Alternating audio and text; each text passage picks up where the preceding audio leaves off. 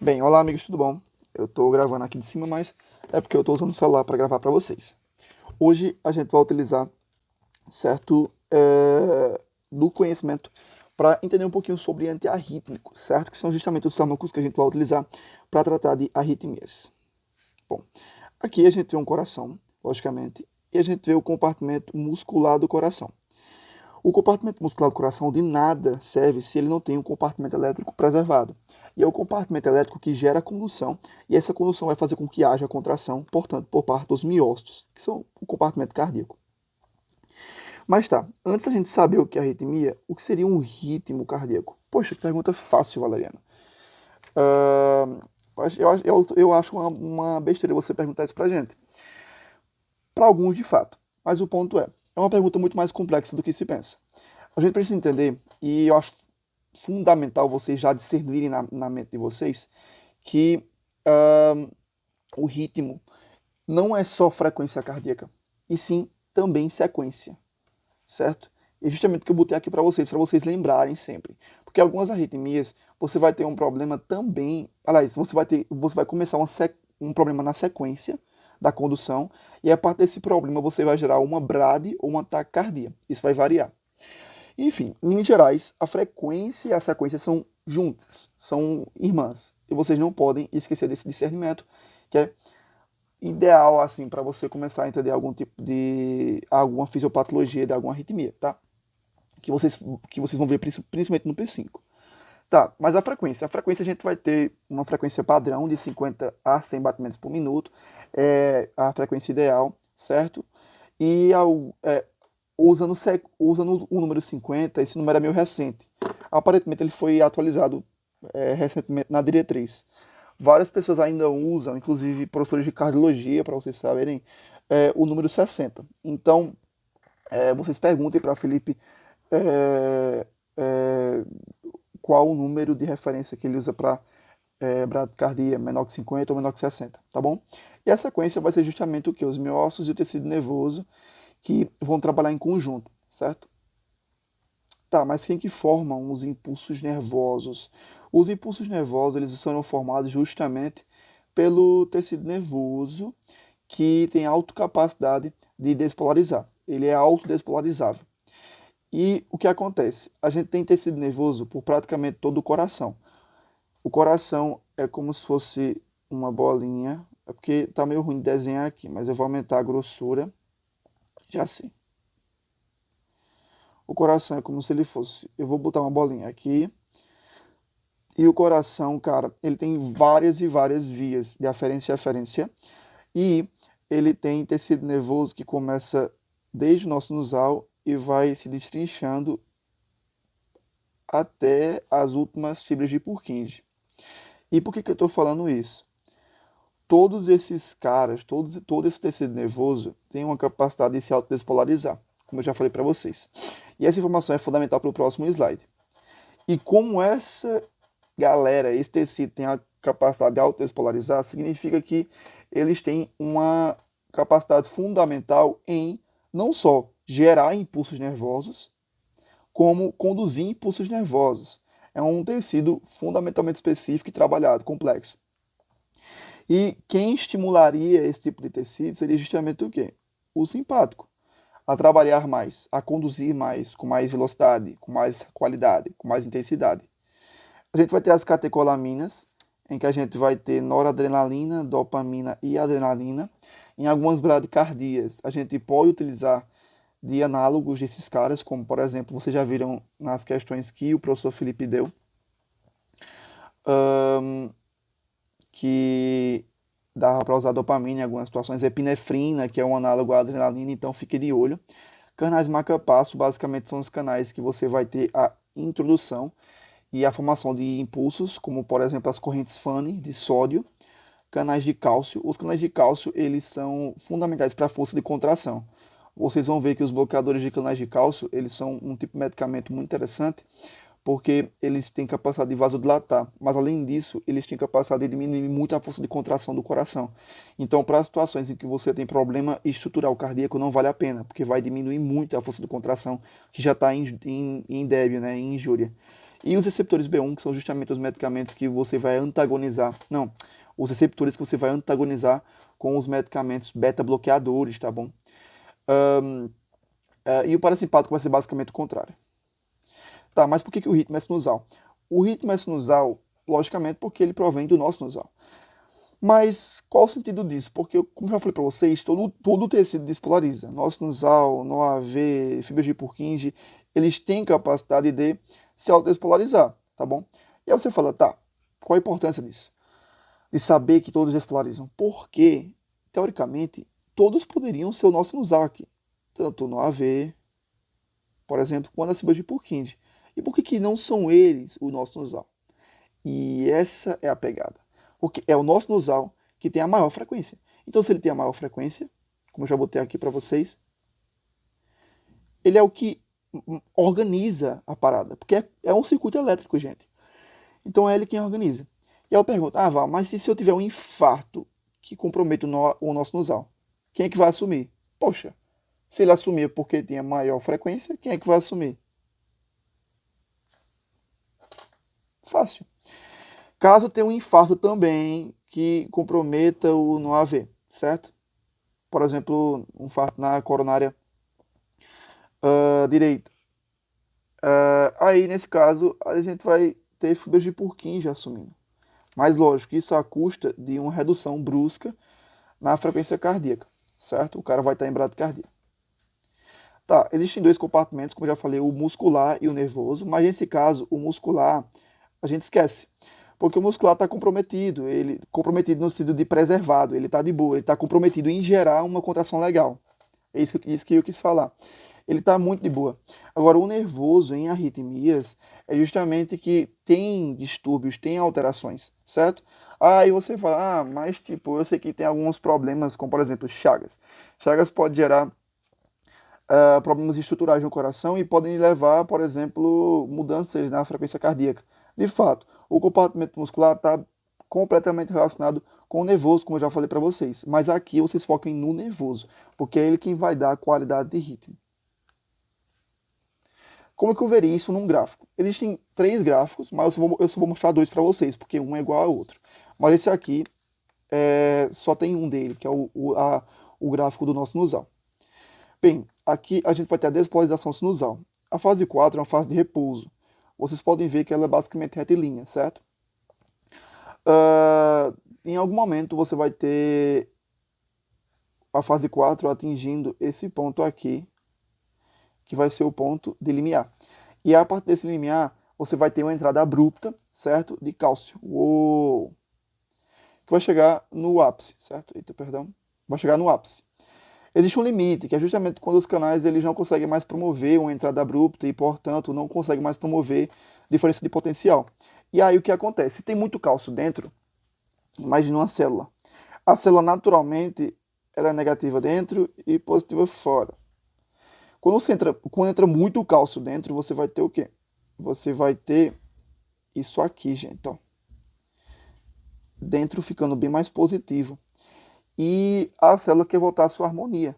E como é que ela faz? Ela tem que tirar o que é positivo dela. Ela vai tirar cálcio? Não. Porque você não vai conseguir tirar o cálcio que acabou de entrar. Então você vai tirar o potássio. Não sei se dá para ver, mas você vai tirar o potássio. Então, basicamente, essa fase 3 é o potássio saindo, gente. Olha que legal. Aí se o potássio sai, você sai muito potássio. E aí você normaliza o potencial e aí você volta ao repouso. Que aí vai despolarizar de novo. Esse replay, né? Então, como é que você interpreta? Você vai ter o repouso, que é a harmonia entre canais e bombas de sódio e potássio. E aí você tem o deflagrado, né? O trigger, o gatilho elétrico, vai fazer com que correntes de cálcio entrem para dentro da célula. Entrar para dentro é redundante, foi mal. Mas entra na célula. Vai aumentar muito o potencial e vai fazer com que a célula despolarize. Massa. E aí, para a célula voltar à sua normalidade, ela vai ter que o quê? Vai ter que jogar potássio para fora. Então você vai ter que jogar o potássio para fora para repolarizar e começar tudo de novo. Foi o que eu botei aqui. Repouso, cálcio, sai potássio. Repouso, cálcio, sai potássio. Tudo isso no replay está acontecendo agora com você. Despolarização ventricular. Bem, Aqui é um gráfico muito importante, tá, pessoal? Por quê? Porque é um gráfico em que vocês vão ver justamente em gráfico como que está relacionada e como que está funcionando o ventrículo, principalmente esquerda, aqui é o esquerdo, tá bom? E aí você fala, ah, Valeriano, mas você tinha dito que tinha outro gráfico, e de fato tem, que vai ser o gráfico de despolarização atrial, que é igual a esse, o que muda é justamente o que? A intensidade, a amplitude. Aqui a gente vai ter essas 5 fases, 4, 0, 1, 2, 3. E eu já adianto logo, a fase 0 é uma fase que vai ter a despolarização. E o final da fase 3 é uma fase em que você vai ter o quê? Você vai ter repolarização, certo?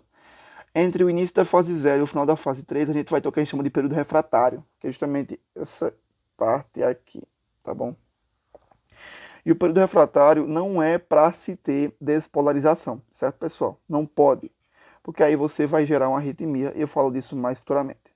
Mas vamos com calma, Val, bora em partes. A fase 4 é uma fase de repouso, você vai ter uma harmonia entre potássio e sódio, entre canais e bombas de potássio e sódio. E aí você vai ter o gatilho, o trigger elétrico, que vai fazer com que haja justamente a subida. Vai entrar muito sódio, que a gente chama de corrente Fanning, que vocês viram lá com o Diego. Vai entrar sódio com força. E esse sódio entrando vai fazer com que haja justamente um aumento de potência absurdo dentro da célula. Ela vai despolarizar. E isso vai gerar um pico, ou seja, vai ter um limite, que é justamente aqui. Esse limite é quando você não tem mais canais de sódio podendo permitir a entrada de sódio, porque eles estão de saco cheio, eles cansaram, eles estão completamente exaustos, tipo, eles não podem mais abrir. E daí a gente vai ter o início do período refratário, que eu falei para vocês, certo? Propriamente dito. Porque não tem como você mais despolarizar a célula aí, certo? Então, vocês conseguem ver que logo depois do pico tem uma descida. E essa descida vai ser basicamente os canais de potássio, permitindo a saída de potássio da célula. Porque se entrou muito sódio, muita coisa positiva, e não tem como tirar o sódio mais, por enquanto, né? Joga potássio para fora, é a melhor opção, certo? Para, por enquanto, manter uma harmonia legal. Então, você vai ter essas 3 etapas o seguinte. Você vai ter a fase 4 como uma harmonia, a fase 0 como uma entrada abrupta de sódio, ou seja, correntes Fanning, e a fase 1 você vai ter justamente a fase de tentativa da célula em normalizar a célula rapidamente. Logicamente ela não vai conseguir, tá bom? Mas espera, você consegue ver que a célula não consegue diminuir a potência, ela mantém, certo? Ela mantém a potência. E aí tu fala, mas ô Val, como que ela mantém a potência? Por quê? Porque, como eu falei para vocês, os canais de potássio estão permitindo o potássio sair para fora da célula. Então, era para o potencial diminuir. Era para fazer isso aqui, né? Ó. Aliás, era para fazer bem rapidinho aqui, né? Era para ter uma queda bem rápida. Porque o potencial está baixando. Sendo que, se isso acontecesse, se o potencial baixasse rápido demais, ou seja, se vocês tivessem uma saída abrupta de potássio sem que ninguém intervisse, vocês iam ter uma contração muito rápida e vocês iam ter pouco enchimento ventricular. Vocês iam ter pouco débito cardíaco. Basicamente, o coração não ia ter sangue, não ia ter muito sangue no ventrículo, e aí ele ia jogar pouco sangue para a gente, ia gerar pouco débito, ia ser uma situação bem ruim. Então, o próprio corpo, evolutivamente falando, teve a capacidade de fazer a seguinte antagonização com potássio. Poxa, se tem potássio que faz descer, eu preciso de alguém que faça subir. Ou seja, eu preciso de alguém que entre na célula também. E quem é que vai entrar? O cálcio. Então, se alguém desce e o outro sobe, vai gerar uma vetorial no meio. Então, você tem a formação do platô, gente. Você tem a formação do platô. Deixa eu aumentar o tamanho da borracha. Pronto. E aí o platô nada mais é que um duelo entre cálcio e potássio, certo? Entre 3 tipos de canais de potássio contra os canais de cálcio. E isso até a formação da fase 3. Mas calma, bora falar um pouco mais da fase 2. A fase 2, como já falei, é um platô. E é uma situação em que você não pode ter despolarização, porque os canais de sódio já estão o quê? Cansados, por enquanto. No início da fase 2, eu não sei exatamente quando, mas deixa eu botar aqui, certo? Daqui para cá, a gente vai ter o quê? A gente vai ter uma situação que a gente chama de período refratário absoluto, que você pode botar 1 bilhão de amperes, você pode tentar estimular ao máximo essa área, que você não vai gerar despolarização, tá bom? Você pode tentar ao máximo, não vai conseguir, porque não tem um canal de sódio sequer apto a despolarizar. Sendo que depois de milésimos de segundo, você vai ter alguns canais de sódio abrindo, pouquíssimos. E isso é o período refratário relativo, certo? Você não é para ter despolarização ainda aí, não pode ter despolarização no platô, certo? Nem na fase 3 também. Mas, caso por algum determinado motivo você estimule, ou seja, você dê um choque, digamos assim, um choque, né? Nessa fase aqui, que é a fase de período refratário relativo, você pode sim gerar despolarização. E é essa a justificativa para o torsade de Puan, que eu vou explicar melhor, que é um tipo de arritmia que a gente chama de taquicardia ventricular polimórfica. Não precisam decorar isso, tá ligado? O que vocês precisam decorar é que gera torsade de Puan. Então, só para revisar,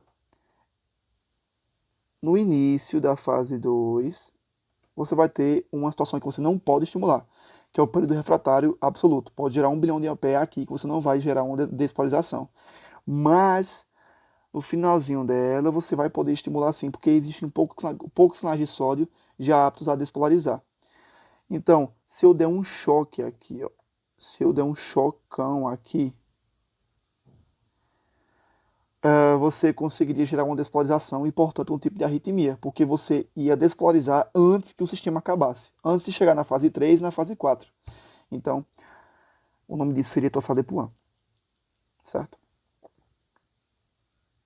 E por que torsade de Puan? Porque torsade de Puan vem do francês e significa torção das pontas, tá?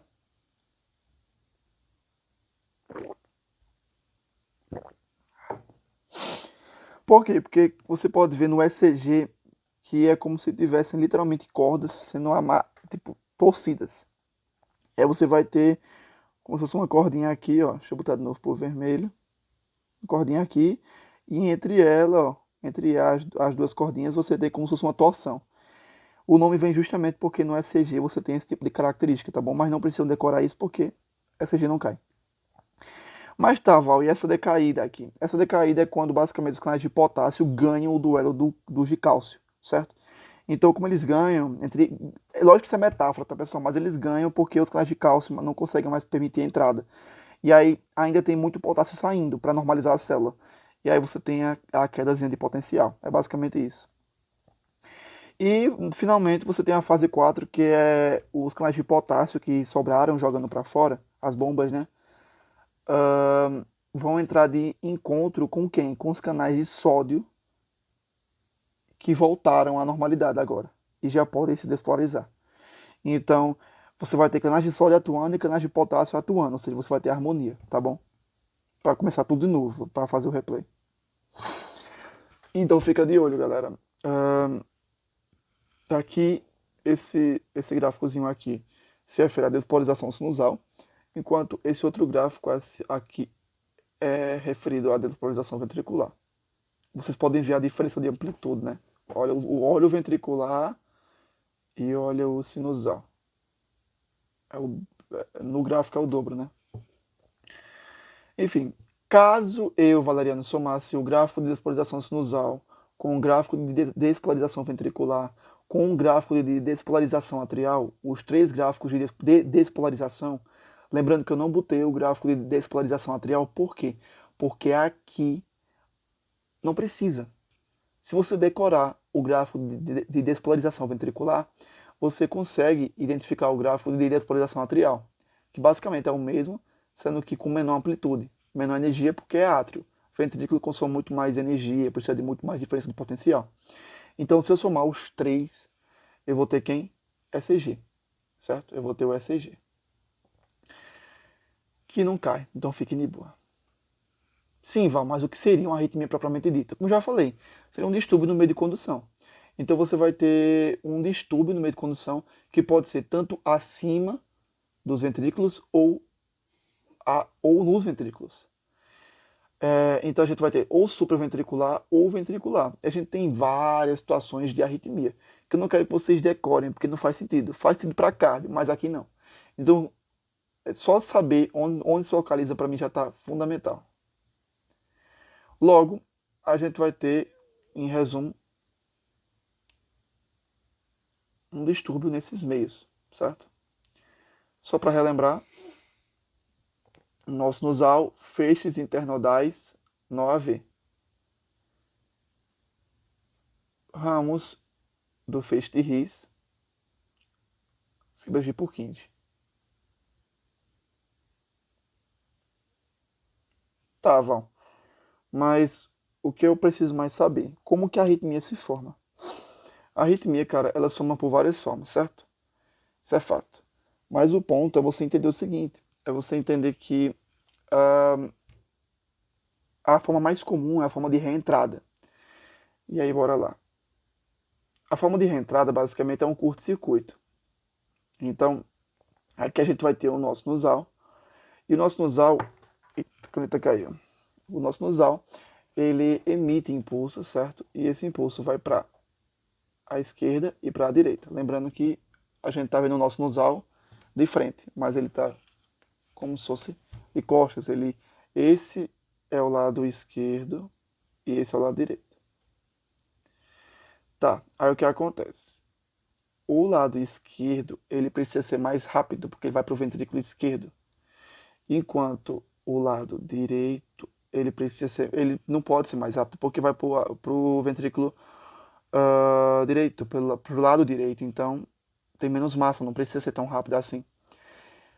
Logo, o que acontece? Em algumas situações, por exemplo, infarto de coronária direita, você pode ter um problema na condução desse cara. E ele pode lentificar ainda mais, certo? Quando ele fica lento, o que acontece? O lado esquerdo, ele é tão mais rápido que ele vai fazer isso aqui. Vou repetir. Ele vai entrar no caminho do direito. Curto-circuito. Então vai ficar rodando, rodando, rodando. Enquanto isso, você vai ter as despolarizações aqui, né? Os impulsos. Então você vai ter um curto-circuito que vai aumentar a velocidade, certo? E vai gerar, portanto, taquicardia. Então, mecanismos de reentrada geram taquicardia, pessoal. E eles correspondem a 82% das taquicardias supraventriculares, certo? Precisa saber disso? Não. Mas só para vocês terem noção que é muito comum, certo? E a mais comum é a de reentrada nodal. Existe reentrada em outros pontos, como por exemplo, no próprio tecido miocárdico. No próprio miocárdio você pode ter uma situação de curto-circuito, certo? Chagas pode gerar problemas no miocárdio, problemas estruturais que podem gerar curto-circuitos e, portanto, taquicardias. Existe outro tipo de forma de gerar arritmia, que é a atividade deflagrada, certo? E essa aqui eu vou abrir o olho para vocês. Existem dois tipos, a precoce e existe a tardia. Oxe, peraí. Precoce e tardia. O que acontece? Basicamente, galera, a atividade deflagrada é quando você tem um impulso assim do nada de uma célula que está se achando o nosso nasal, sabe? E ela não é o nosso nasal. Então, ela vai gerar problemas, tá? Então, essa célula revoltosa ou essas células revoltosas vão gerar arritmias. E eu abro o olho para vocês para a atividade deflagrada precoce. Por quê? Eu já falei para vocês do torsal de Puan, né? Torsal de Puan. E eu falei para vocês que o torsal de Puan é quando você tem uma despolarização no período refratário relativo, que é um período em que você já tem a abertura de alguns canais de sódio. Legal. E eu falei para vocês que toda vez que isso acontecer, vai gerar arritmia e vai gerar torsal de Puan. E olha só que legal. Você vai ter aqui a fase 4, entrou sódio. Fase 0, quedazinha. Fase 1, platô. Fase 2. No final do platô, você vai ter uma despolarização. Então, antes de acabar o circuito, você vai ter um novo circuito.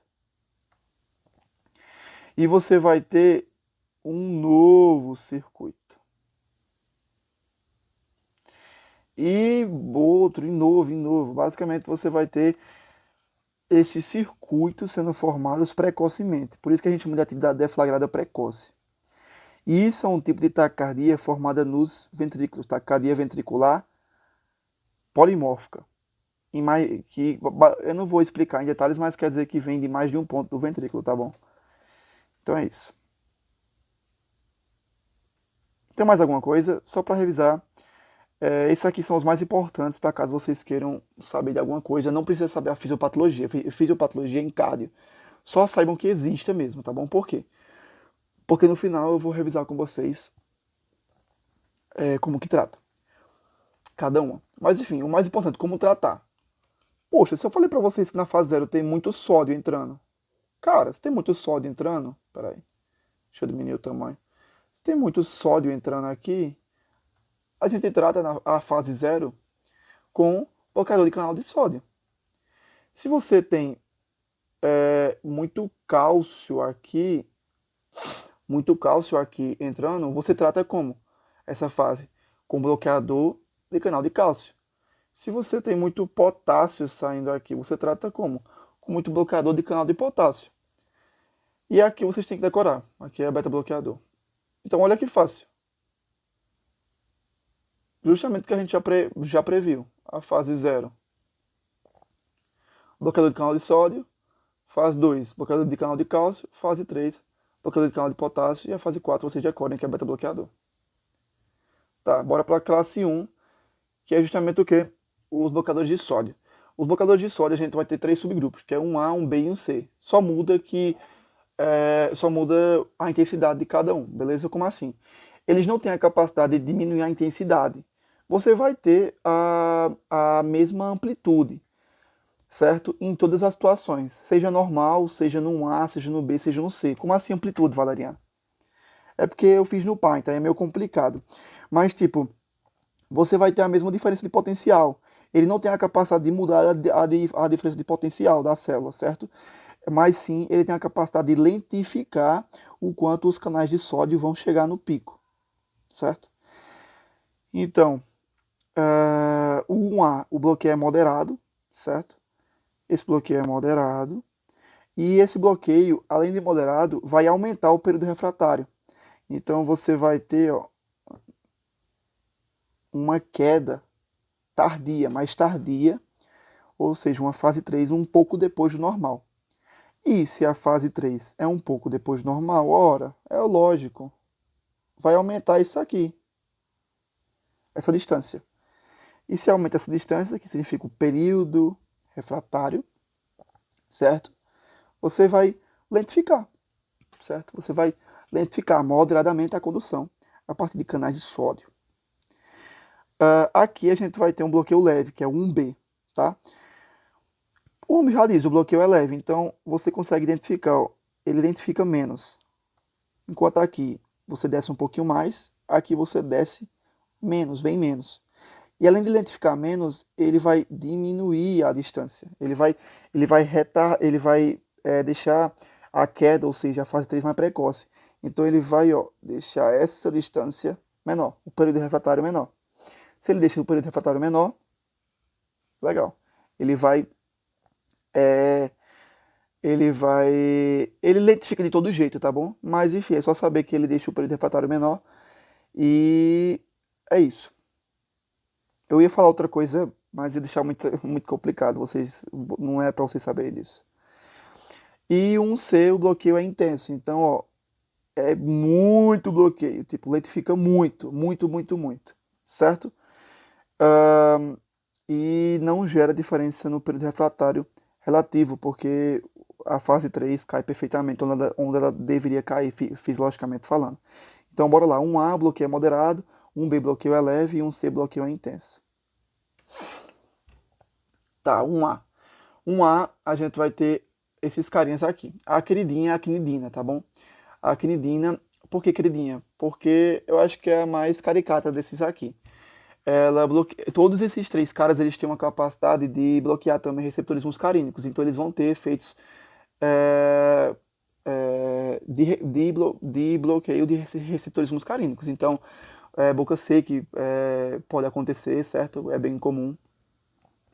Às vezes hipotensão, mas enfim. O que acontece é, eles vão bloquear o canal de sódio. A quinidina, ela provém de um vegetal, se eu não me engano, e esse vegetal ele tem um efeito adverso que é o do chincharismo, que ele causa náusea, vômito e diarreia, que eu decorei como vou na diarreia. Vômito, náusea e diarreia. E é bem caricato, é bem típico desse tipo de medicamento. A procainamida ela vai ter basicamente um efeito semelhante à quinidina, eu já adianto, assim como a disopiramida. Vão ter efeitos semelhantes. Mas o ponto é que a procainamida ela vai ter um efeito adverso bem fundamental, assim, para você lembrar. Quando você para de usar ela do nada, você vai gerar o que a gente chama de efeito rebote. Ou seja, você vai ter a formação de torsade-de-Puan, tá bom?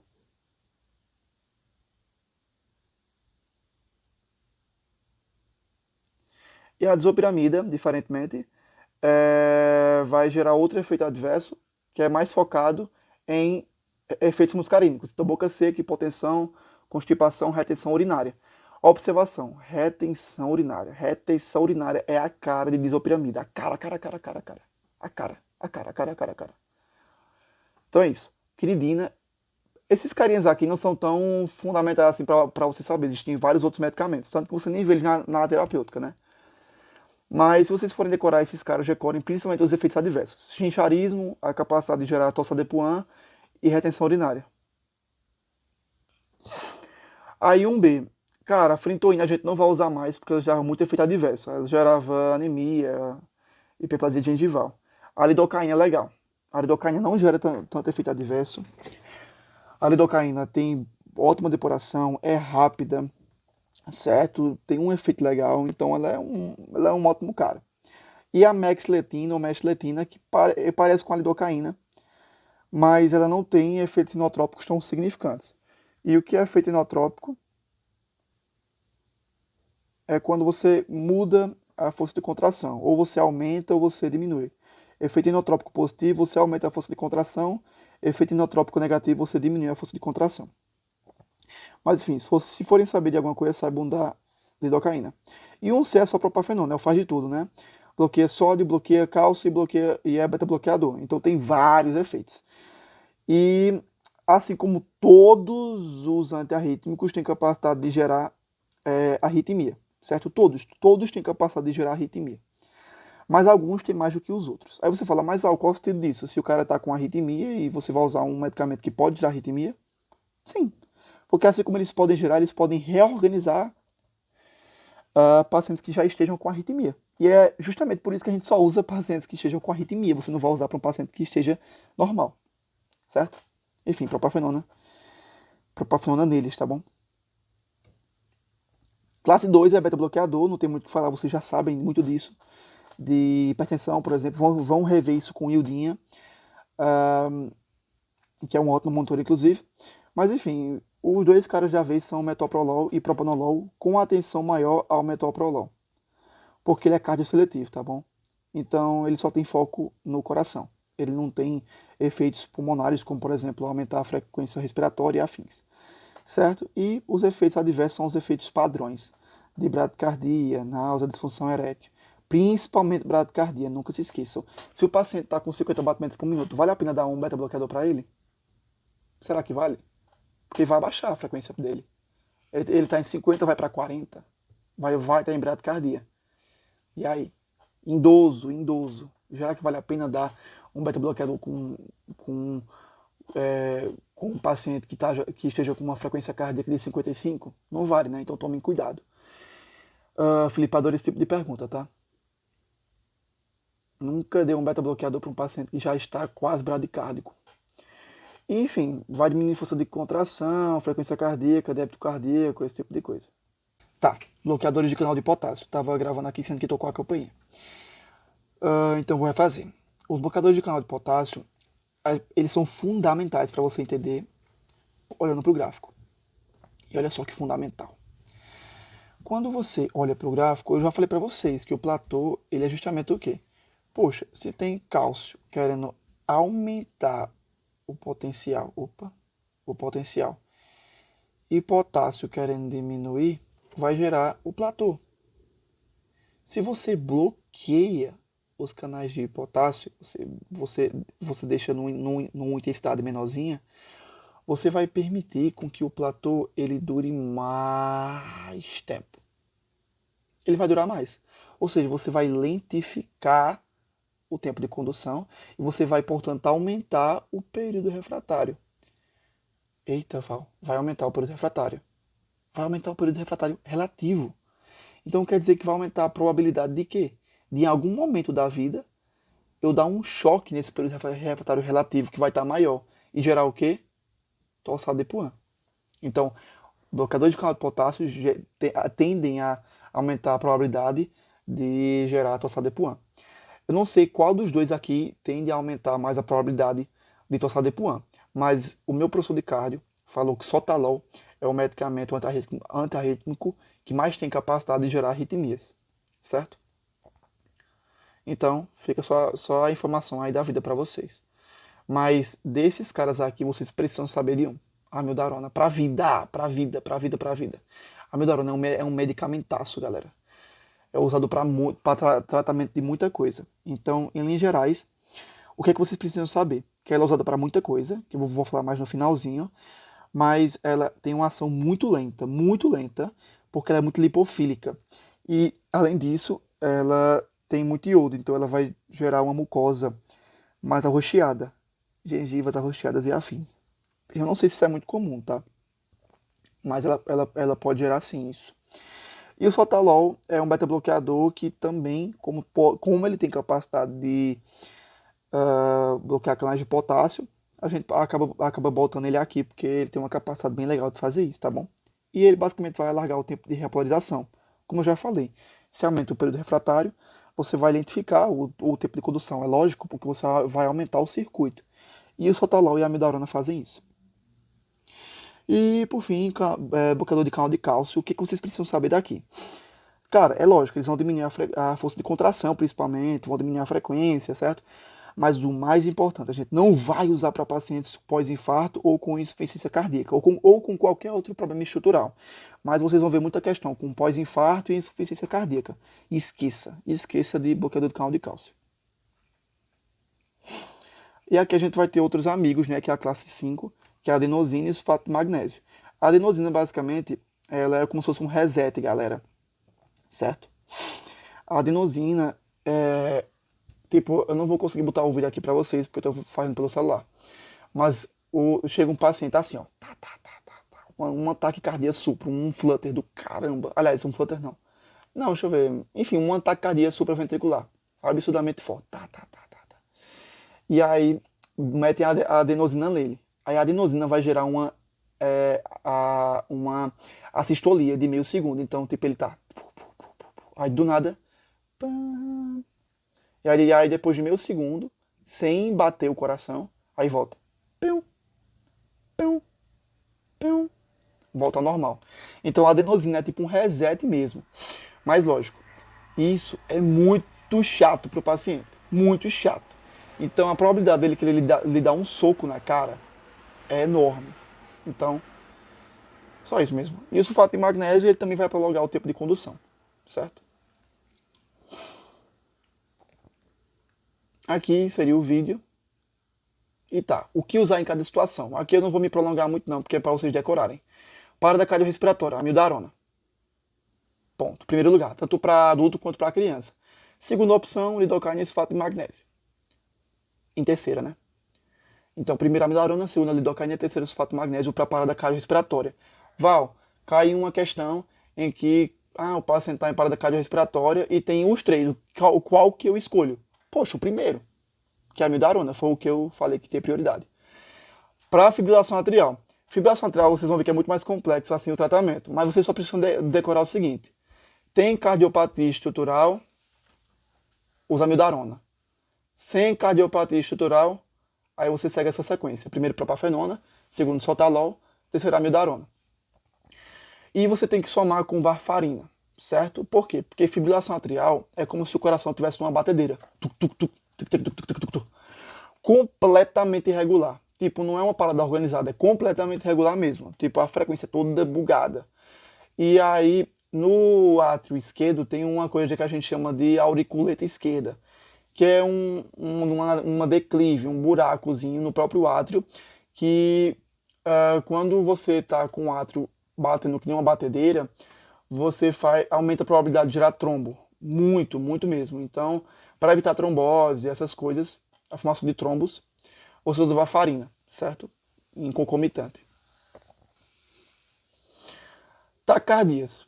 Poxa, se ele falou, o paciente está com uma taquicardia ventricular, e ele não especificou amiodarona em primeiro, lidocaína em segundo. Eu botei VAL aqui, né?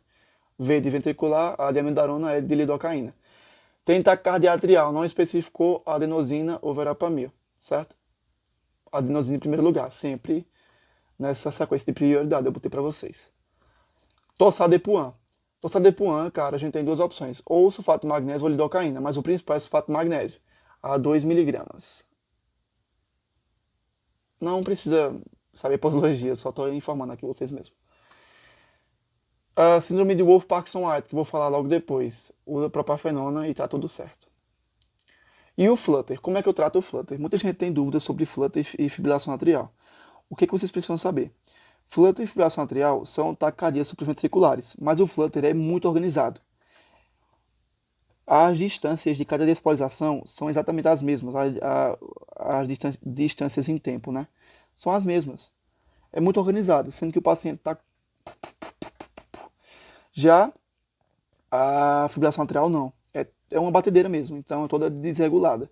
Então o tratamento deles dois é muito parecido. É basicamente a mesma coisa.